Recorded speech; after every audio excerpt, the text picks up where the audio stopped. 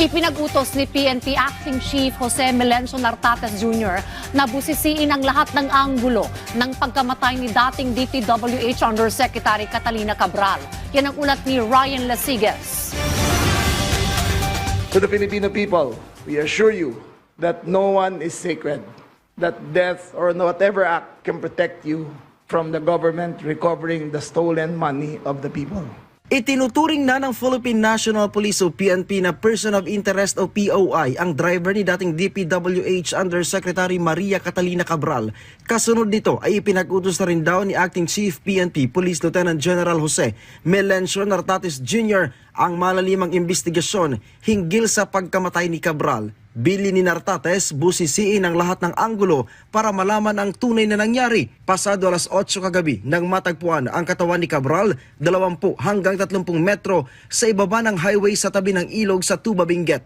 Ang insidente ay inireport ng kanyang driver na nagsabi sa pulisya na hiniling umano ni Cabral na iwan muna siya sa gilid ng isang bahagi ng Cannon Road habang sila ay nagbabiyahe mula Baguio City patungo La Union. Ayon naman kay DILG Secretary John Vic Remulla, walang nakikitang foul play sa paunang investigasyon sa pagkasawi ni Cabral. Gayunpaman, sinabi ni Remulla na isasalang sa autopsy at DNA test si Cabral para matiyak na sa kanya nga ang katawan na narecover sa Tuba, Benguet. Sisikapin naman daw ng PNP na makuha ang cellphone at iba pang gadgets ni Cabral. Imbis daw kasi na makuha ang mga ito sa crime scene, nagkaroon ng lapses ang mga rumisponde na pulis dahil na turnover agad ito sa pamilya. Pagtitiyak ni Remulla, magpapatuloy ang gobyerno sa pagbawi sa mga ninakaw na yaman sa flood control at hindi matatapos ang kanilang investigasyon sa pagkasawi ni Cabral. Hahabulin namin ang lahat ng nakaw yaman, buhay o patay. Kung naman mayroong ebidensya, kukunin pa rin ng gobyerno ang lahat ng akbang na kailangan para maibalik sa taong Pilipino ang perang ninakaw. May mensahe din si Remulla sa iba pang akusado sa flood control scandal. Sa lahat ng mga akusado, mag-isip-isip kayo.